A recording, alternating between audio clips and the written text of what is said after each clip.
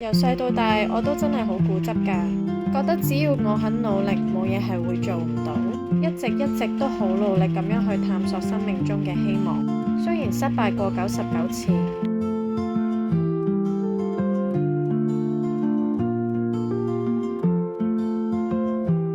但依然會相信第100次一定會成功。